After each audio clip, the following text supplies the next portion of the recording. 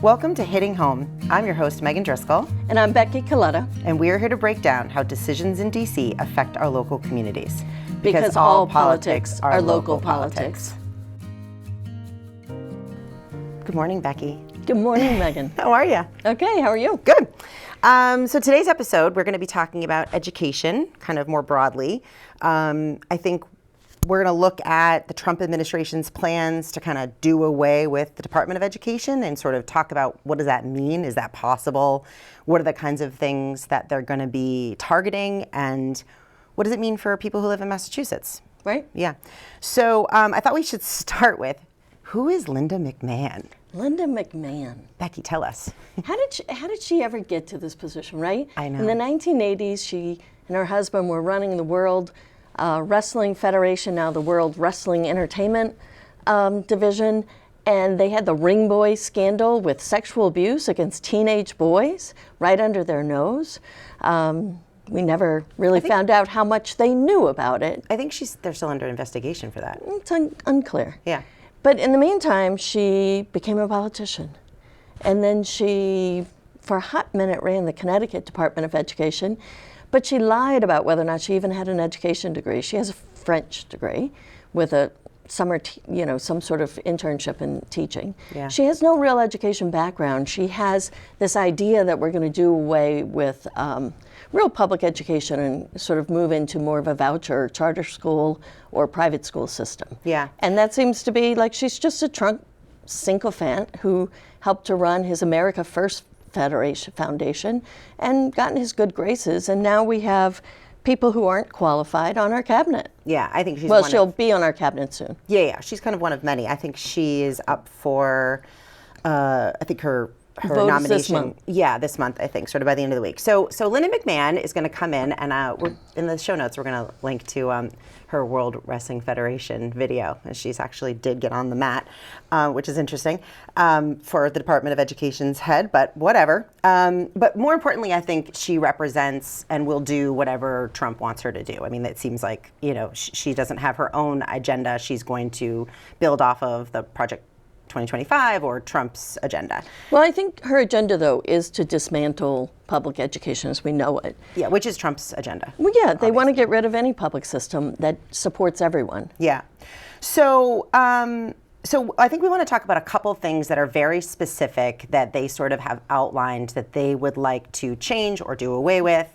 And so we want to talk about a few of those things. So the first thing we want to talk about is this sort of increasing school vouchers, or another way of saying that is increasing school choice. And,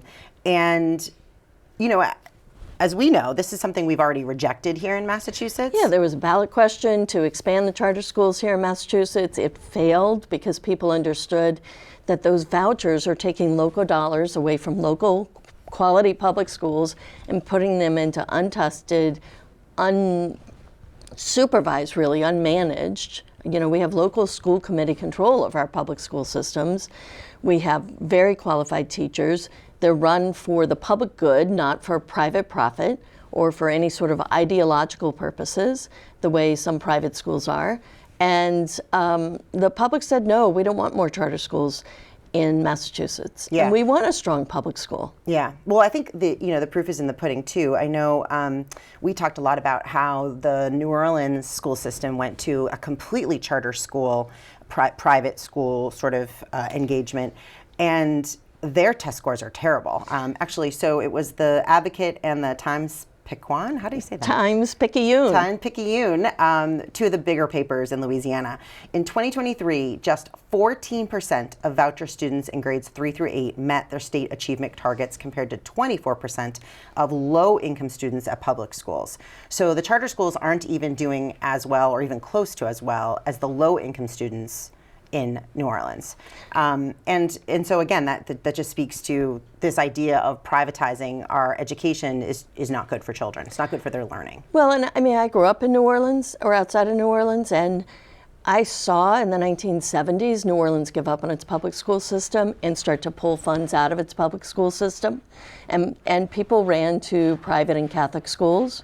And at that time, to me, the charter school was just a complete cop-out in giving up on the public school system and any obligation that they had to fund their public schools. Yeah. And when you look at it, Louisiana is the bottom of the heap.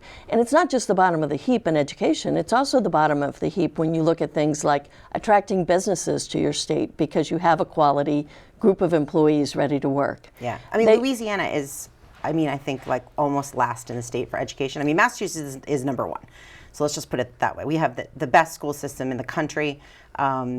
Yeah, or close to it, depending on who's doing the ratings. Yeah, but, yeah, exactly. But and Louisiana's in the bottom. I mean, I think they're like number 47, 48, right? So these charter schools, sometimes last. Right, not only is their entire school system in general at 48, they have charter schools performing worse than their actual public school system, and they're 47 in the state. So I mean, it's not a good look. It's not good for our children, and it's not something that we should be proposing to replicate here in Massachusetts. The other thing I want to talk about as it relates to that, people don't understand, is the voucher program essentially takes out the per student cost that a public school would pay that we pay to educate them, and you can remove that and bring that someplace else.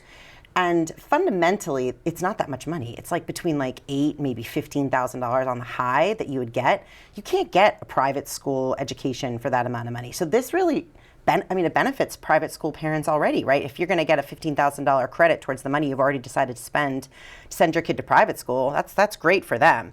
But $15,000 or $10,000 is not going to get you any quality education outside of a public education. I mean, we have a couple good charter schools, right? Like South Shore Charter is a good charter school, Rising Tide is a good charter school, and they tend to help with kids who kind of, don't, or the parents who don't really think the public school system is a good fit. So we have sort of an expansion valve already. Yeah, niche opportunities for kids who maybe can't do the public school thing. We have options for that. And right now, Massachusetts actually doesn't allow you to take the vouchers to the private schools, right. But the new federal proposals that we're seeing would. And some of the federal proposals that Linda McMahon is putting forth are really worse. It's just essentially giving a tax credit to wealthy people, right, so that we can taking that money out of the public school system. And our public schools aren't going to stay the same quality. I mean, I was so grateful moving from Louisiana to the Northeast, where I knew that, my son is in a private Catholic high school, but I knew that we were getting quality education in the public schools, and I had a choice. And I wouldn't have down in New Orleans right now. Yeah. Well, and I think, again, I think when we talk about this school choice and voucher program, I think we have to think about it as if it is synonymous with poor outcomes, not good for our children, not a quality education. We need to really see it for what it actually is. Okay, I want to move on to one of the other sort of things they would like to do. Yeah, things they would like to do. So let's talk about Title I. Right. So first, Becky, why don't you just tell us what Title I is for people who maybe don't know what Title I is? So Title I is a grant program from the federal government that gives local school districts, there's some money that goes to the state as well, but it gives local school districts who might be underperforming or with a high concentration of poverty, or kids who qualify for school lunches was always one of the criteria. And it brings in extra supports, extra money. Frequently around here, we might use it for a reading specialist, for extra curriculum support, maybe to reduce a classroom size. So Title I money has some flexibility, and it doesn't just, my son was in a school that got a fair amount of Title I money in elementary school, and it really benefited all the kids and all the teachers there. Well, yeah, because honestly, too, if you think about like reading specialists, you may not have a child, not everyone in a child's program, or not everyone in a school may be what we would consider impoverished, but there are going to be lots of kids who will benefit from having extra reading specialists, right? So it really does benefit the school. So apparently, according to, and this is the National Education Association information, but there are 180,000 teaching positions that are Title I teaching positions, and roughly 2.8 million students benefit from Title I funds. And we think there's a couple things that could happen with Title I. What we understand, it could go away entirely. So they could just cut the program off. This is federal money coming to the state. Or they could massively change it and turn it into like block grants, which we've talked about are. I mean, essentially, block grants are supposed to be grants that come to the state as a block or as a big chunk of money with fewer strings attached. But what we see with block grants over time is that it tends to show that we have less desire to have a real influence in a policy area at a federal level, and those programs tend to get less money over time. Yeah. The block grants go down over time or get eliminated. Exactly. So I mean, it will be kind of protected because it won't be Title I, and it'll be given in a different way. Right. It also won't come with the restriction. It won't come with the specificity of how the money has to be delivered too. So we and the accountability, right? And the accountability. Because Exactly. part of it is, some of these projects came out of the idea that we didn't want any child to be left behind, right? That was the phrase. But and there were accountability and assessments and testing and all of these programs were held accountable for producing results. Yeah, and exactly. that'll go away. Yeah. But I think it's also important here in Massachusetts that we look at what that means. So. And we're going to link dollars. this in dollars, and we're going to link this in the show notes, actually, because we want people to be able to look up each individual town and find out how much money they actually get of Title I. I was actually really surprised at some of these numbers. Yeah, like Abington is $271,000. Yep. Duxbury $97,000, Pembroke $97,000, and Plymouth $1.1 million. Plymouth gets $1.1 million. Imagine pulling $1.1 million out of Plymouth's school districts. And some of the numbers are staggering. I mean, they're obviously based on the level of poverty or children need living in poverty. But staggering amounts of money which would potentially disappear. So again, it goes back to just this, I should have opened this way. We should have talked about this more a little bit in the beginning, but I think that when you live in a state like Massachusetts, and I hear this from a lot of my friends, well, things are going to be fine because we live in Massachusetts. But Massachusetts, regardless of what state you live in, red or blue, receives so much federal funding. And when you freeze or stop that federal funding, it affects Massachusetts. Because what happens if this money goes away is who's gonna pay for it? If there's no regulation and we don't have to do it, then we decide that this isn't important to us or we have to pay for it. Or if they decide to keep the regulation that we have to keep providing these services to children living in poverty. But they don't give us the money for it. But they don't give us the money for it, then we're in a situation where Massachusetts is going to have to raise taxes in order to pay for these funds, which will, of course, be a huge especially problem. Because Massachusetts spends so much of local property taxes on education. Right. And that model is kind of regressive in terms of how it hits people who are poor or who have less income. Yeah. I mean, the federal money comes from a progressive income tax program that it takes into account a lot of things like child tax credits that our state 5% income tax can't do. It's just a completely different way of funding things. Yeah. And it would be a seismic shift. We've already gotten hit hard with some tax policies that I think we'll maybe address in a future podcast. But these are real issues. These aren't monies that we can just suddenly conjure up, because it's probably right now, post-COVID, somewhere around close to 30% of our state budget. Yeah. It's a lot of money. It's a lot of money. And not just in education, I'm talking overall. Yeah. I think we are not protected in the way that we sometimes think we are. Right. So let's talk about IDEA. So IDEA was formed. It was developed in 1990. It's the Individuals with Disabilities Education Act, and it provides $15 billion of support to students with disabilities. And it's what sort of led to the IEP plans, right? Correct. Actually, so I think that's the Free and Appropriate Public Education, FAPE, which was 1975, and that established IEPs. And when you think about that, I didn't know what FAPE was before we started doing the research for this Well, and FAPE came out of the Rehabilitation Act also. Exactly. And then FAPE became IDEA in 1990. It sort of in 1990. Exactly. It morphed, right. Right, as they sort of developed the program in general. But I think, if you think about IEPs, right, and so how many children are on IEPs and rely on IEPs in order to, get the educational needs that they require? Well, and this is also about protecting the civil rights of kids with special needs and kids who have disabilities. Whether you're talking IDEA and IEPs, or you're talking 504 under the Rehabilitation Act that requires accommodations. It's about protecting the civil rights and the needs of kids who need special supports to be able to succeed in this world and in our educational system. And it's not just IEPs, it's kids who need a wheelchair.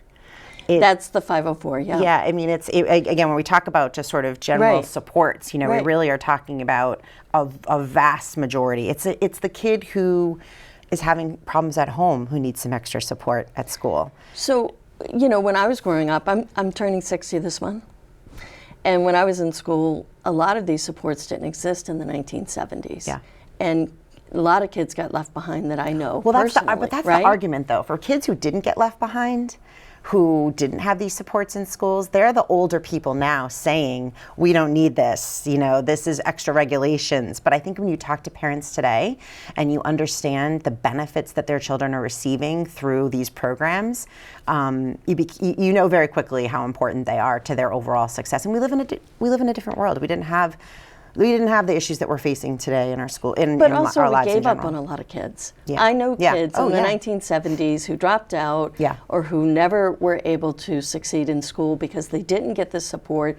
No one knew why they weren't able to read. They didn't understand maybe a unique form of dyslexia or processing, and they were just considered less smart or less capable, and they were kind of given up on. Yeah. And I could come up with some examples, but I don't want to invade people's privacy. But it wasn't all roses. Yeah, no.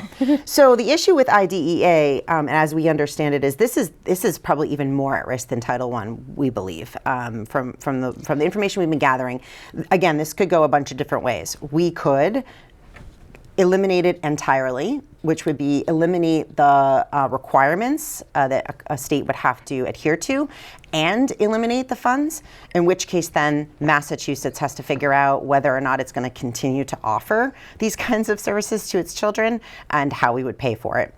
Worse, I think, would be to keep the requirements and not give the federal funding to go along with it, and then states have to figure out a way to pay for it. And then there's the no change, and we don't believe that no change will happen. That seems like the least likely of the three choices. Well, I think even educational advocates right now believe that IDEA and IEPs might need some tweaking, might need some help. But there's a big difference between tweaking something and demolishing or taking a sledgehammer to it. Well, we're throwing the baby out with the bathwater here. Right.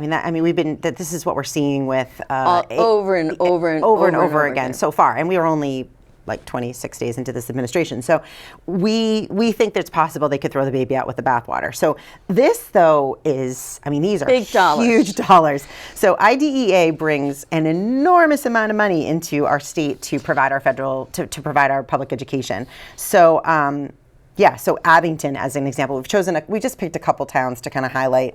Again, we're link to the full list. You can look up your own town. Exactly. So Abington gets $624,000 in IDEA federal money. Well, and even a town like Duxbury, that typically doesn't get as much outside money, gets $763,000. Yeah, $750,000. $750,000, which is, we're talking 2.5 override level money. Absolutely. Yeah, we're talking about override money. Pembroke, $600,000. And again, Plymouth, it's a much bigger school system, it's a much bigger town, but Plymouth gets $2.1 million in IDEA funds. I would suspect that coming up with that money for them is going to be virtually impossible. And so again, I just want to reiterating this issue that the theme here is that, you're not safe in Massachusetts, just because we live in a blue state. These are federally funded programs that we all benefit from, that if they go away, we have to figure out a new plan. Well, and we have to think of a country where we're not protecting our kids, right? Yeah, exactly. Linda McMahon and her husband couldn't protect the Ring Boys in their own little company when it was the World Wrestling Federation. Yeah. She doesn't seem to have a lot of regard for protecting our kids and making sure that they have good outcomes, that every kid has a good outcome. This isn't just about your kid or my kid. This is about our kids and our country's kids.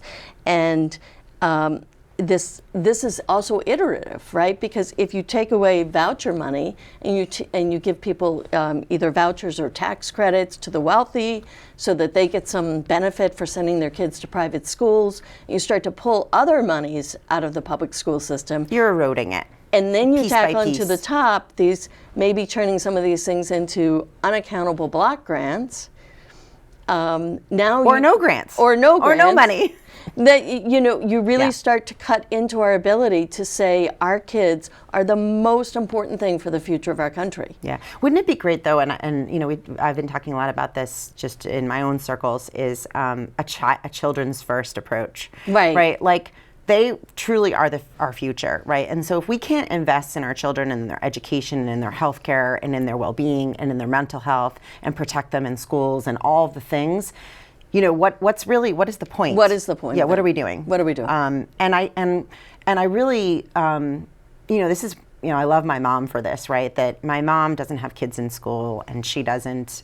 She's of the age where she could just kind of vote her own self-interests, and you know, she would always vote for our schools, and she would always, you know, she would never advocate for any of this. She's Republican, I think, turned Democrat, but my point is just that we need not only parents of children, we need parents of children, you know, young children to care, but we need grandparents, you know, to care. Well, and we need even people who don't have children or grandchildren. We need to Republicans to care. We need everyone to care, and it's about everything from your home value to your state's ability to compete, to our country's ability to compete, to just being good human beings, right? I mean, my parents grew up in such extreme poverty that my dad didn't graduate high school. He got his GED. Mm-hmm.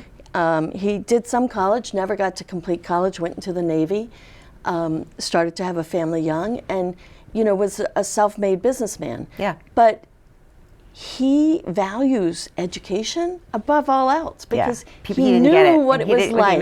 What he missed, yeah. Yeah. And my mother also grew up in poverty. She was valedictorian of her high school, but back then women were discouraged from going to college, and her father wouldn't let her take a scholarship to Tulane, and she never got a degree. Yeah. They have valued education, not just our education, but everyone's education. Yeah, we've moved away. I think we've moved away from thinking about the world that we're handing off to our children in general, you know. Right. I also want to talk a little bit about, before we go, Texas versus Becerra, which people may not be familiar with. So 17 attorney generals from Republican states, 17 of them, are suing the United States government to rescind 504 plans, essentially, the 504 statute. They're trying to call the 504 Section statute 504. unconstitutional. Unconstitutional, exactly. They're attacking it because of the protection of trans. They're making it a DEI trans thing, right. Which it's not. Everyone I know a lot of people with 504 with kids on 504 plans. No, but they were spurred on. There was a rule change that had to do with transgender kids. Yeah, and that's what sort of spurred on the cause for suddenly having this lawsuit. Yeah, to just yank it entirely. Just yank it entirely. So it is going to get heard this year, we believe, unless they rescind that. But at the moment, it is getting heard this year, and it's going to get heard by our largely Republican court, and it is a largely Republican initiative. So I think we just have to know in the background, right, that 504 plans, the Section 504, is potentially going to go away, and what that means for your children. Whether or not you live in Massachusetts or you live in Kentucky, it's not going to matter. That's, again, one of these things where we are not protected from what is happening outside of the state. And that on the backdrop of losing our potential IEP programming and our protections for our children who are living in poverty, we are looking at, these are seismic changes, as we said. Well, and my concern with the 504 in this lawsuit is not even that it gets to the Supreme Court, because they're saying it's unconstitutional under the spending clause, which gets into the weeds. But I think it could be justified under the Equal Protection Clause. But it was filed against the Biden administration's rulemaking. Now the Trump administration is going to be defending it. Mm-hmm. And what we don't know is if they're going to defend it Yeah. Or yeah. if they're going to use this as a reason and an excuse to sort of get rid of the federal government having any sort of accountability and role in protecting the civil rights and the ability of our kids. And 504 even goes beyond education. Oh, and, yeah, it's a huge issue. It's that could be a whole your different children podcast. are blind, and you've got kids Yes. with serious disabilities, physical disabilities, and yeah, it goes to the protections that they have within school systems. Yeah, And beyond school. And beyond school, exactly, Yeah. outside of school. Yeah, totally. So I thought we should just mention that because it is happening in the background, even though it's not necessarily related to the Department of Education. It relates to education. So, we kind of want to sort of sum up here. A call to action. We want to end our. We end on a call to action. And one of the things that I think we're seeing in Massachusetts is we are bound by Proposition 2.5. So Becky, can you just give us like a Prop quickie? 2.5 says you can raise the overall tax base of a town, budget of a town by 2.5 plus new growth. New growth is slowing around us because land is running out and we don't want a lot of multifamily housing. So in some areas don't want commercial. So it's basically the rubber's hitting the road right now where the math doesn't work because inflation is up more than 2.5%. Essentially, inflation is up more than 2.5%, and we're health bound insurance premiums are up, all of these things. Exactly, everything is up. And so because of that, towns are now sort of hitting a wall here. With overrides. Yeah, we've seen more overrides in the last 2 years, and we're going to see many, many more. So if your town has had an override already, then you're aware of these issues. If you're not had an override, you probably will have one if you haven't had one yet. And one of the things that I think is always on the chopping block from what we're hearing from sort of the right wing of the Republican Party is, again, this denigration of public schools, of schools in general. And so and they're questioning basic things like what we're paying our teachers who have master's degrees and 20 years of experience. These are all ways in which they are picking at our public education system. So they're going to complain about the administration and what the core curriculum is, and people who've never cared about education are going to chime in and ask whether or not justification of what administrators are being and we really paid need people to pay attention. Yeah. We need people to pay attention to what's going on in their local communities, to pay attention what's going on nationally and bring the two together. And when you hear people talking about, oh, we spend too much on this or that, understand that they're also getting fed the information that says public schools aren't the answer. Well, in Massachusetts, they've been a pretty good answer. Yeah. And to get rid of them or to diminish them or to defund them in any way is not going to result in good outcomes for us. Well, and I think that's what we're saying. We're asking our listeners to, if you live in a town that's facing an override, to support your override, particularly if it's involving, our schools.